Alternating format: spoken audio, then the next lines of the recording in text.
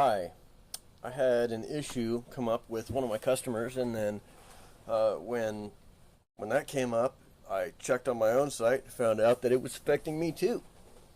Um, Login links within content or within components where you can't control access to them using the access control levels. My customer put a login link within an article, and then even on my own site, within the forums, if you're not logged in, there is a login link and there's a register link. Both of those destinations require cookies for them to operate, which is what the access level is supposed to assist with. You're supposed to be able to hide things like login modules, but I can't prevent access to these login links within the forum without doing a major override for the forum, and that's not an option for a lot of people. And then also, I saw this as an opportunity to provide an additional prompt to get people to accept cookies.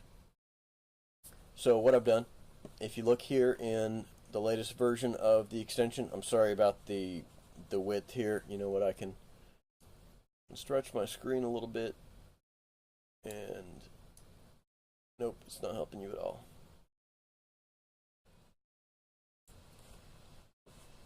Anyway, what you do is you view your source, find the link for your content, and then paste it here.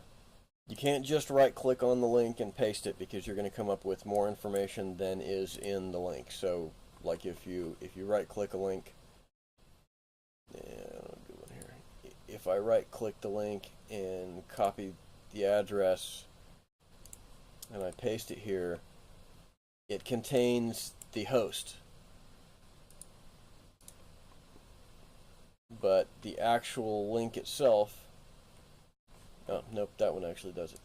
Anyway, the actual link itself does not include the host usually. So view source, get this link from the source. You can specify this is default, complete URI is default. You can specify that the link begins with, ends with, or is a complete URI. The reason I did that is because on my own site, the beginning of the link is always the same for the login links within the forum, but the last part of the link is always different, because it's a redirect back to the forum page. So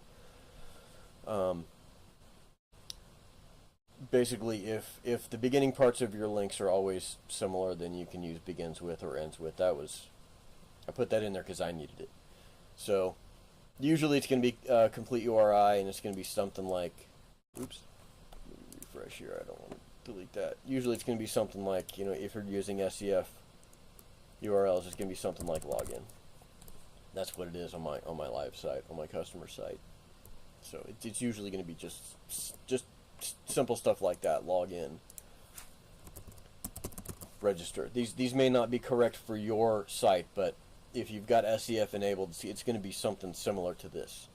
So what happens when you enable this feature and you use it, you put it into practice, is when a user arrives at your site, if they completely ignore your cookie notice, in fact, even if they decline it, when they attempt to click on one of these links, it pops up the confirm window. So it's yet another method of getting them to accept cookies. And once they've done it, then it accepts cookies like it normally would within the modal or the ribbon or the confirm box or whatever method you're using. So once again, you can have the login and the register links work. So I mean, here's an example. Can I inspect this and show you? No, of course I cannot.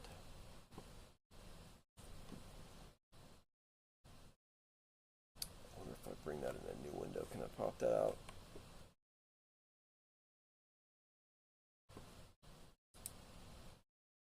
Show as a separate window. Okay. Sorry, I really want to show you this.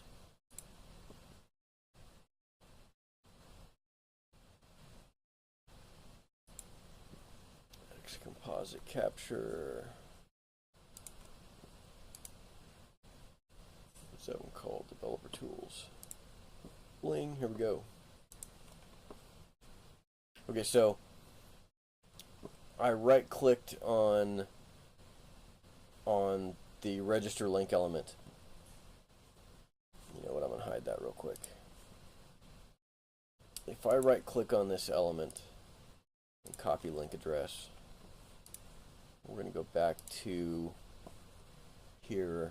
If I add another item, it is not updating. What is the deal with this? Hold on. It's not updating my screen.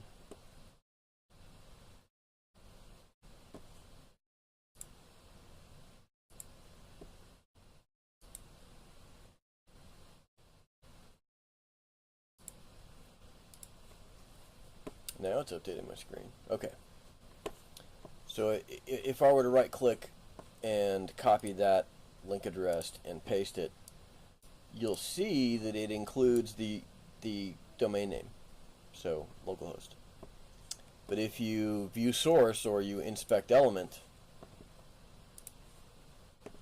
you'll see that it does not. So dang it, that's not what I wanted to happen.